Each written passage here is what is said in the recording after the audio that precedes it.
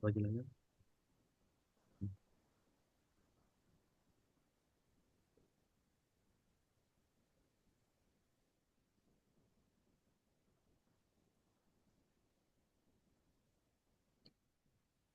Kenalan dulu ya. Assalamualaikum warahmatullahi wabarakatuh. Warahmatullahi wabarakatuh. Perkenalkan, kami dari kelompok 4. Di sini kami akan membahas tentang kepailitan. Sebelum kami membahas lebih lanjut tentang kepailitan, kami akan mengenalkan diri masing-masing dulu. Pertama itu saya sebagai moderator, Balkisika Saputri dengan NPM Channel 24043 dan rekan-rekan saya. Kenalkan, nama saya Fit Iqbal Amanullah dengan NPM Channel 24058. Saya Halvina Raisa Putri dengan MPM Channel 24052. Dan saya Muhammad Fadlan Al-Ghifari dengan NPM C0C0240229. Oke, yang pertama kami akan masuk ke pengertian kepailitan.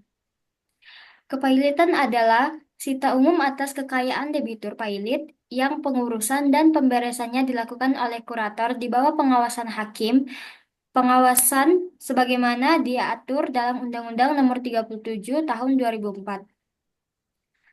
Dapat dinyatakan pailit adalah seorang debitur atau yang berutang yang sudah dinyatakan tidak mampu membayar utang-utangnya lagi. Pailit juga bertujuan untuk mendapatkan suatu penyitaan umum atas kekayaan debitur atau segala harta benda yang disita atau dibekukan untuk kepentingan semua orang yang mengutangkannya atau kreditur.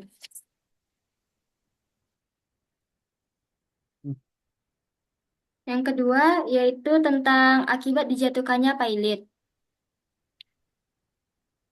Adapun alasan-alasan kenapa pailit itu dapat dijatuhkan, yang pertama yaitu debitur kehilangan segala haknya untuk menguasai dan mengurus atas kekayaan harta benda atau asetnya. Yang kedua, utang-utangnya baru tidak lagi dijamin oleh kekayaannya. Yang ketiga, untuk melindungi kepentingan kreditur. Dan yang terakhir yaitu harus diumumkan dua surat kabar di mana tertulis dalam pasal 15 ayat 4. Materi selanjutnya akan dibahas oleh Hafid. Oke, di sini saya akan melanjutkan penjelasan dari teman saya, yaitu golongan orang berpiutang.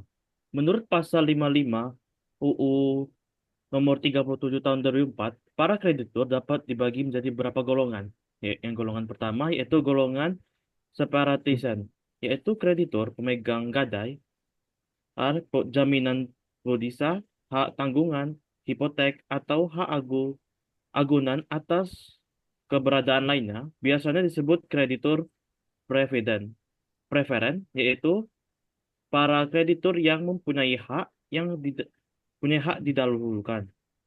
Lalu yang kedua itu golongan dengan hak privilege, yaitu orang-orang yang mempunyai tagihan yang diberikan kedudukan istimewa. Lanjut, betul. Lalu saya akan menjelaskan tentang pengusulan harta pailit. Yang pertama itu hakim pengawas. Diatur dalam pasal 65 di mana hakim yang diangkat oleh pengadilan untuk mengawasi pengurusan dan pemberesan harta pailit. Yang kedua, kurator, seorang yang memiliki keahlian khusus untuk mengurus atau membereskan harta pailit dan berdomisili di wilayah RI, Republik Indonesia, serta terdaftar di Departemen Hukum dan Perundang-undangan. Memiliki tugas untuk melakukan pengurusan atau pemberesan harta pailit, dapat melakukan pinjaman dari pinjaman pihak ketiga, atau dalam rangka peningkatan nilai harta pailit. Lalu yang ketiga, eh, panitiaan kreditor. Pengadaian membentuk kepanitiaan kreditur sementara yang terdiri dari 3 orang, yang dipilih dari kreditur yang dikenal dengan maksud memberi nasihat nasikan kepada kurator. Setelah pencocokan utang selesai dilakukan, Hakim pengawas wajib menawarkan kepada kreditur untuk membentuk panitia kreditur tetap. Materi selanjutnya akan dijelaskan oleh teman saya, yaitu Helvina. Baiklah, di sini saya akan melanjutkan di keadaan hukum debitur setelah berakhirnya pemberesan.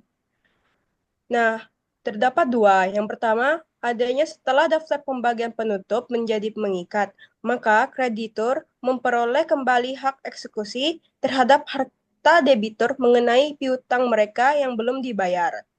Dan yang kedua, adanya pengakuan suatu piutang mempunyai kekuatan hukum tetap terhadap debitur seperti suatu putusan pengadilan yang telah memperoleh kekuasaan hukum tetap. Lalu, ada pula penunda kewajiban pembayaran utang atau singkatnya PKPU. Keadaan substance di mana yang pilot dapat mengajukan permohonan kepada pengadilan atau niaga atau komersial untuk suatu pengunduran umum dari kewajibannya untuk membayar utang-utangnya dengan maksud untuk mengajukan rencana perdamaian, baik seluruh maupun sebagian utang kepada kreditor. Keadaan sursense dapat diajukan yang pertama, harus persetujuan lebih setengah kreditor konkuren yang haknya diakui atau sementara diakui. Terdapat pada pasal 229. Yang kedua, hadir dan mewakili paling sedikit 2/3 dari tagihan yang diakui atau sementara diakui. Yang ketiga, persetujuan lebih dari setengah jumlah kreditur yang piutangnya dijamin dengan gadai, jaminan fidusia, hak tanggungan, hipotek, atau hak agunan atas kebendaan lainnya yang hadir dan mewakili paling sedikit 2/3 bagian seluruh tagihan kreditur atas kuasanya yang hadir dalam sidang. Keempat, diumumkan di 2 koran dan berita negara Republik Indonesia. Dan yang kelima, apabila PKPU tetap disetujui, penundaan tersebut berikut, perpanjangannya tidak boleh melebihi 270 hari setelah putusan penundaan kewajiban pembayaran utang sementara diucapkan terdapat pada pasal 228 ayat 6. Selanjutnya akan dilanjutkan oleh rekan saya, Fadlan. Izin moderator, tolong besarkan PPT-nya. Nah, selanjutnya pengadilan niaga. Menurut pasal 306 UU nomor 37 tahun 2004, pengaturan pengadilan niaga atau komersial di luar pengadilan umum yang dikhususkan untuk kasus-kasus bisnis atau ekonomi dan haki yang merupakan terobosan yang baik bagi dunia peradilan di Indonesia, sehingga penyelesaian perkara diharapkan bisa lebih cepat dan murah. Adapun tugas dan fungsi dari pengadilan niaga ini yang pertama, memeriksa dan memutuskan permohonan pernyataan pilot dan penundaan kewajiban pembayaran utang. Kedua, berwenang memeriksa dan memutuskan perkara lain di bidang perniagaan.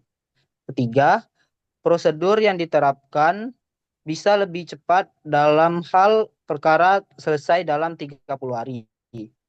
Tidak ada banding langsung kasasi ke Mahkamah Agung, putusan dalam 30 hari dan dimungkinkan diajukan peninjauan kembali. Ya, Selanjutnya, mungkin itu saja yang dapat kami sampaikan tentang kepailitan, di mana kami tadi membahas tentang apa itu pengertian kepailitan, akibat dijatuhkannya pailit, golongan orang berpiutang, pengurus harta pailit, yang berupa hakim pengawas, kurator, dan panitia kreditur, dan juga keadaan hukum debitur setelah berakhirnya pemberesan, dan penundaan kewajiban pembayaran utang atau biasa disingkat PKPU, serta pengadilan niaga. Jadi, dalam materi kepailitan ini, kami dapat menyimpulkan bahwa kepailitan adalah prosedur hukum yang dapat melindungi hak-hak kreditor dan memberikan kesempatan kepada debitor untuk menyelesaikan utangnya. Dan yang kedua, proses kepailitan harus dilakukan secara hati-hati dan sesuai dengan prosedur hukum yang berlaku. Dan yang ketiga, ada juga alternatif PKPU yang dapat dijadikan pilihan untuk menghindari kepailitan, namun memerlukan kesepakatan antara debitor dan kreditor. Oke, mungkin ini saja kesimpulan yang dapat saya dan teman-teman saya sampaikan. Jika teman-teman ingin bertanya, Silahkan bertanya di kolom komentar. Kami akan membuka 8 sesi tanya jawab. Oke, mungkin itu saja yang dapat kami sampaikan. Jika ada salah kata, saya mohon maaf. Terima kasih. Wassalamualaikum Wassalamualaikum warahmatullahi warahmatullahi Warahmatullahi Warahmatullahi wabarakatuh. wabarakatuh. Dah. Dah. Nah, Nah. aduh, akhirnya